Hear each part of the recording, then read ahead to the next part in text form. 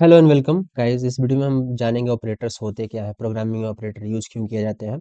जैसे कि real life में बहुत सारे कैलकुलेशन करने होते हैं, जैसे हम मल्टीप्लिकेशन करते हैं, एडिशन, सब्ट्रैक्शन, जोड़ घटाव, गुणा भाग, जो भी है। उस वैसे ही प्रोग्रामिंग में अगर हमको करना हो तो ऑपरेटर्स का यूज होता है। लाइक जैसे कि हमारे पास यहाँ पे 4 टाइप्स होते हैं ऑपरेटर के: अर्थमेटिक, असाइनमेंट, कंपैरिजन, लॉजिकल। एक एक करके इनके बारे में जानेंगे। तो उससे पहले जान लेते हैं कि ये होता कैसे, मतलब परफॉर्म कैसे करते हैं। लाइक जैसे ए हो गया और इसको हम ऐड करेंगे बी के साथ, ठीक है। तो यहाँ पे आपको जो ए और बी दिख रहा है ना, इसको ऑपरेंड बोलते हैं। और जो ये प्लस दिख रहा है, इसी को बोलते हैं ऑपरेटर, ठीक है। तो प्लस एक तरह का अर्थमेटिक ऑपरेटर है। वैसे ही अगर मैं आपको बताऊं, आप यहाँ पे ध्यान से देखो, अर्थमेटिक ऑपरेटर में, ठीक है। तो प्लस हो गया, फिर माइनस होता है। मल्टीप्लिकेशन के लिए एस्टेरिस्क यूज किया जाता है क्योंकि क्रॉस का साइन होता नहीं है कीबोर्ड में। और डिवाइड के लिए फॉरवर्ड स्लैश, ठीक है। तो जोड़ घटाव गुणा भाग हो गया। इसके अलावा हमारे पास एक मॉडुलस आता है, जिसको हम लोग परसेंटेज से लिखते हैं। ये मॉडुलस होता है। मॉडुलस का काम क्या होता है? जब भी हम डिवाइड डिवाइड करते हैं तो जो रिमाइंडर आता है, जो शेषफल बचता है, वो हमें आउटपुट में देता है, ठीक है। इसके अलावा इंक्रीमेंट ऑपरेटर होता है और डिक्रीमेंट ऑपरेटर होता है, ठीक है, जो कि डबल प्लस और डबल हाइफन से होता है, ठीक है। तो इसको हम एक बार करके देखते हैं, अर्थमेटिक ऑपरेटर सारे।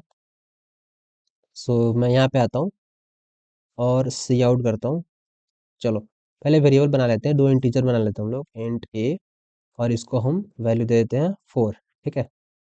और एक और इंटीजर बना लेते हैं जिसको हम बी कहते हैं, और इसका वैल्यू दे देते हैं 3, ठीक है। चलो, अब हम ए माइनस बी कर सकते हैं। सिमिलरली ए प्लस बी भी कर सकते हैं। इसी को मैं रेप्लिकेट कर लेता हूँ। यहाँ पे देखो, यहाँ प्लस लगा देना है, यहाँ पे माइनस, और ये हो जाएगा हमारे पास। जस्ट 1 सेकेंड, हमें यहाँ पे एंडल लगा लेते हैं, मतलब इससे होगा ये कि जो आउटपुट आएगा ना, वो अच्छे से दिखेगा, ठीक है। अब इसको करते हैं प्लस माइनस, यहाँ पे हम मल्टीप्लाई कर देते हैं, ये डिवाइड। और नीचे अगर हम जाएं, यहाँ पे हम यहाँ पे मॉडुलस ऑपरेटर लगाएंगे परसेंटेज के थ्रू, ए बी।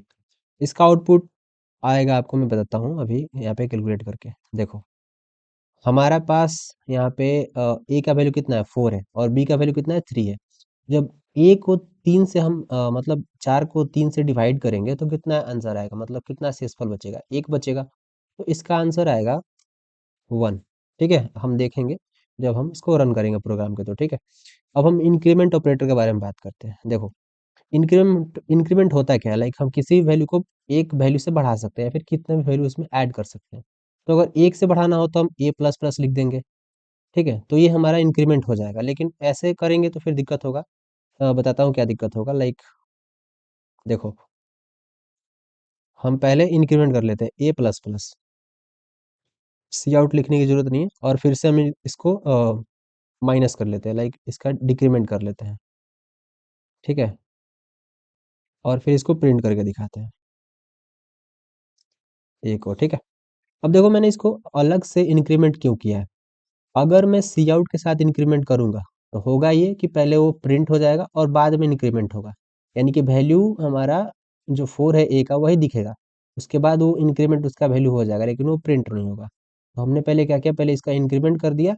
तो अब वैल्यू 5 हो गया ए का, और फिर यहाँ पे अब 5 प्रिंट होगा, ठीक है।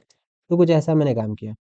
फिर यहाँ पे क्या होगा कि इन डिक्रीमेंट हुआ है, तो फिर इसे यहाँ पे वैल्यू कम हो जाएगा एक, तो फिर से यहाँ पे हमारा जो वैल्यू है वो 4 हो जाएगा, ठीक है। और यहाँ पे 4 प्रिंट होगा। चलो, ये हमने समझा कैसे काम करता है अर्थमेटिक, और इसको एक बार रन करके देखते हैं। देखो, यहाँ पे पहले हमने एडिशन किया है तो 4 और 3 7 हो गए। यहाँ पे सब्ट्रैक्शन किया है तो 1, मल्टीप्लिकेशन किया है तो 12, डिवाइड किया है तो 1 आंसर आया। पॉइंट में आंसर नहीं आया क्योंकि ये इंटीजर वैल्यू है, इसलिए इंटीजर स्टोर ये कर रहा है, इसलिए दशमलव वाला वैल्यू नहीं रखा है। उसके बाद हमने इसको मॉडुलस किया है, तो मॉडुलस में भी इसका रिजल्ट क्या, 1 ही आया है, ठीक है।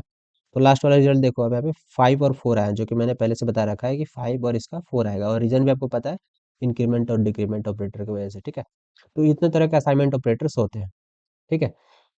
सॉरी सॉरी, अर्थमेटिक ऑपरेटर, ये अर्थमेटिक ऑपरेटर थे जितने भी थे, ठीक है। असाइनमेंट ऑपरेटर के बारे में बात करते हैं। तो असाइनमेंट होता है क्या है? देखो, असाइनमेंट ऑपरेटर हमने यहाँ पे ऑलरेडी यूज करके रखा है, मैं आपको समझाता हूँ। देखो, किसी भी वैल्यू को जब हम किसी भी वेरिएबल के अंदर स्टोर करते हैं, तो यहाँ पे हम इक्वल टू का साइन देते हैं। तो ये इक्वल टू है ना, इसी को असाइनमेंट ऑपरेटर बोलते हैं, वैल्यू को असाइन करता है किसी भी वेरिएबल के अंदर, ठीक है।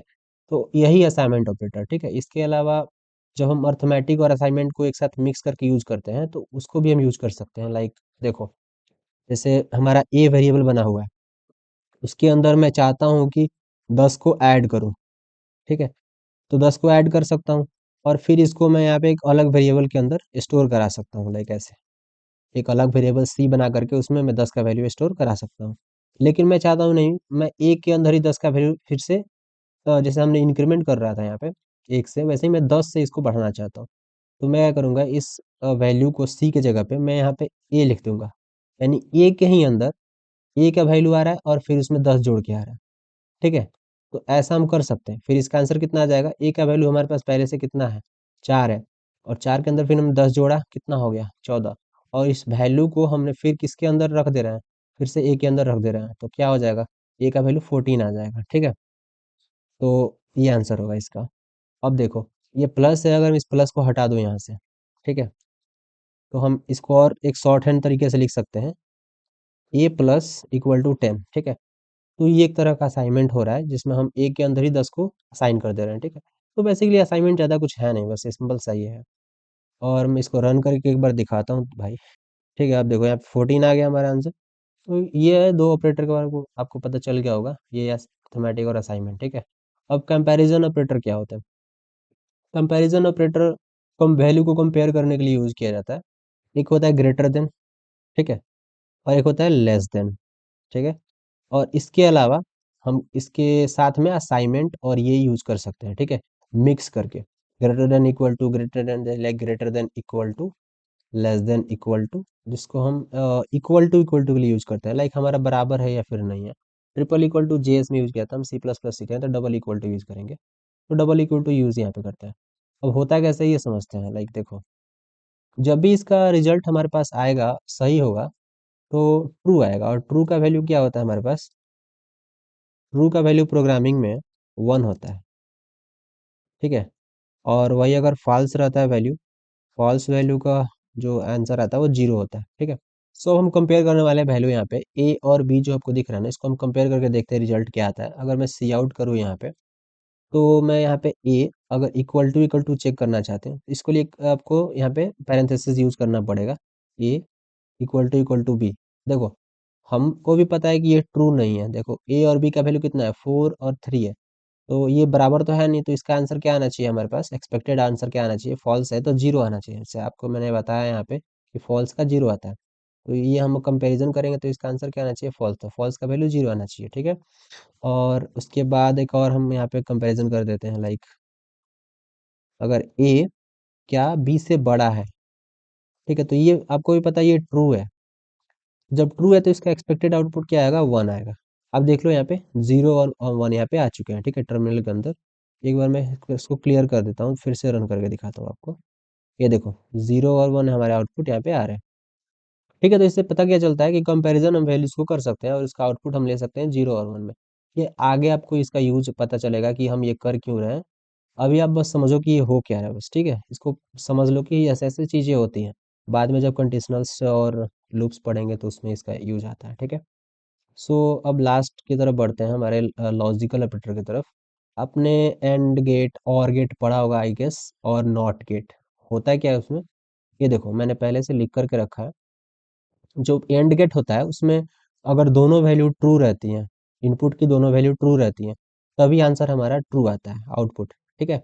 बाकी किसी भी कंडीशन में कुछ भी रहे, फॉल्स ही हमारा आंसर आता है, ठीक है। ये आपको पता होगा, 12th में आपने पढ़ा। बट हमारा जो और गेट होता है उसमें क्या होता है, एक अगर इनपुट ट्रू हो गया, दोनों में से कोई एक, तो आउटपुट हमारा क्या आएगा, देखो तीनों यहाँ पे ट्रू है, और अगर दोनों फॉल्स है तब फॉल्स हो जाएगा आउटपुट। ये सिंपल लॉजिक है। अब इसको देखते हैं यहाँ पे, इसको यहाँ पे यूज कैसे करने वाले हैं। इसको हम एक और पैरेंथेसिस में कवर करने वाले हैं, ठीक है। और बीच में हम यहाँ पे यूज करने वाले हैं 2 %, ठीक है। एंड जिसको बोलते हैं, ये 2 एंड यूज करेंगे एंड गेट के लिए। और फिर यहाँ पे एक छोटा सा पैरेंथेसिस यूज करके हम यहाँ पे एक और कंडीशन लिखने वाले हैं, like A is greater than B, ठीक है। अब देखो, इसका कहने का मतलब क्या है, इस स्टेटमेंट को समझते हैं एक बार थोड़ा सा। देखो यहाँ पे ए इज इक्वल टू बी कहा गया है, ठीक है। तो ए इज इक्वल टू बी कहा गया है, इसका मतलब क्या है कि क्या ए बी के बराबर है, तो इसका रिजल्ट क्या आ रहा था, फॉल्स आ रहा था, यानी जीरो आ रहा था, मैंने आपको ऑलरेडी बताया जीरो आ रहा था, ठीक है। और इस वाले का रिजल्ट क्या आ रहा था हमारे पास, ए इज ग्रेटर देन बी, तो इसका ट्रू आ रहा था, देखो। तो ये हमारा क्या आ गया, फॉल्स आ गया, और ये क्या आ गया हमारे पास, ट्रू आ गया। तो ट्रू और फॉल्स, तो दो इनपुट हमारे पास आ गए, एक ट्रू और एक फॉल्स है। तो एंड गेट लगाएंगे बीच में और इन दोनों इनपुट देंगे, तो क्या आंसर आना चाहिए आपके हिसाब से, फॉल्स आना चाहिए, क्योंकि देखो एंड गेट में होता है कि दोनों अगर ट्रू है तभी ट्रू होता है, ठीक है। तो हमारा एक्सपेक्टेड, जो हम एक्सपेक्ट कर रहे हैं आउटपुट, वो क्या होना चाहिए, जीरो होना चाहिए, ठीक है। अगर मैं यहाँ पे लाइक एक और लिख लेते हैं लाइन, यहाँ पे कंट्रोल डी करके, यहाँ पे मैं और गेट लगा दूँ, ठीक है। जो और गेट ऐसे होता है, एंटर के ऊपर मिल जाएगा आपको, शिफ्ट दबाइएगा तो। अब देखो यहाँ पे इसका एक्सपेक्टेड आउटपुट क्या होगा, वन होगा, क्योंकि यहाँ पे एक स्टेटमेंट ये तो ट्रू है, लेकिन एक ये फॉल्स है। तो फॉल्स और ट्रू क्या आ जाता है, ट्रू आ जाता है इसके अंदर। तो ये हमारा आउटपुट हो सकते हैं। तो इस तरीके से लॉजिकल एंड और लॉजिकल और यूज किया जाता है, जब हमें कंडीशंस, मल्टीपल कंडीशंस को कंपेयर करना होता है एक साथ, तो ठीक है। अभी बस समझ लो कि ऐसे ही होता है, बाकी बाकी आगे हम चल के देखेंगे कैसे क्या हो रहा है, ठीक है। सो यहाँ पे हम देखते हैं इसका आउटपुट आया क्या वैसे। देखो ये पहले जीरो आया, फिर वन, फिर वन। तो देखो पहले जीरो, फिर वन, फिर वन, अगर लास्ट वाले को मैं हटा दूँ तो हमारे पास आंसर क्या आना चाहिए, जीरो वन आना चाहिए, ठीक है। रन करने पे यहाँ पे देखो जीरो वन आ गया। तो इस तरीके से ऑपरेटर्स हमारे पास होते हैं, चार तरह के। और आई गेस आपको चारों के बारे में थोड़ा बहुत आइडिया लग गया होगा। अगर देखो ज़्यादा नहीं समझ में आया तो ज़्यादा चिंता करने की कोई ज़रूरत नहीं है। जब आप आगे कंडीशनल्स लूप्स वगैरह पढ़ोगे ना, फिर उसमें आपको ये ज़्यादा बेहतरीन तरीके से समझ में आएगा, क्योंकि वहाँ पे इसका यूज कैसे है।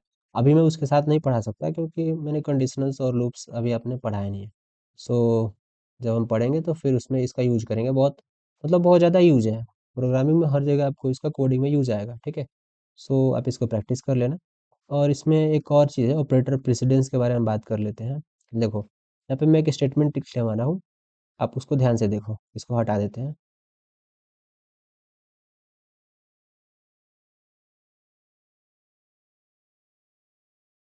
अब देखो आप इसका आउटपुट कैलकुलेट करो, तो आप सोचोगे कि पहले इधर से स्टार्ट करते हैं, 10 और 12 को जोड़ते हैं, कितना हो जाएगा, 22।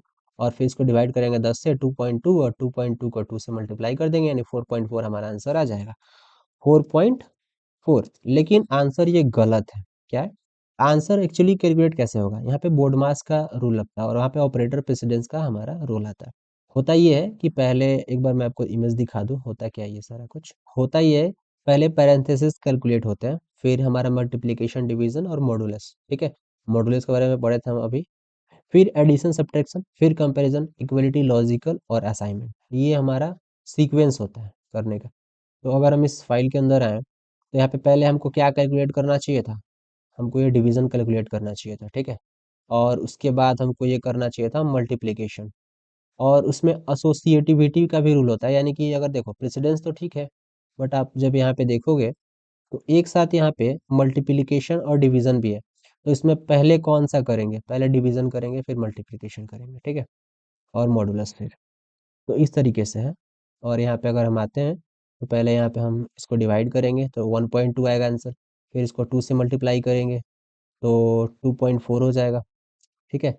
और उसके बाद 2.4 को इसमें ऐड करेंगे तो 12.4 आ जाएगा आंसर। लेकिन आंसर में हम लोग को 12.4 नहीं मिलने वाला है, 12 ही मिलेगा, क्योंकि ये इंटीजर वैल्यू इसको समझ रहा है।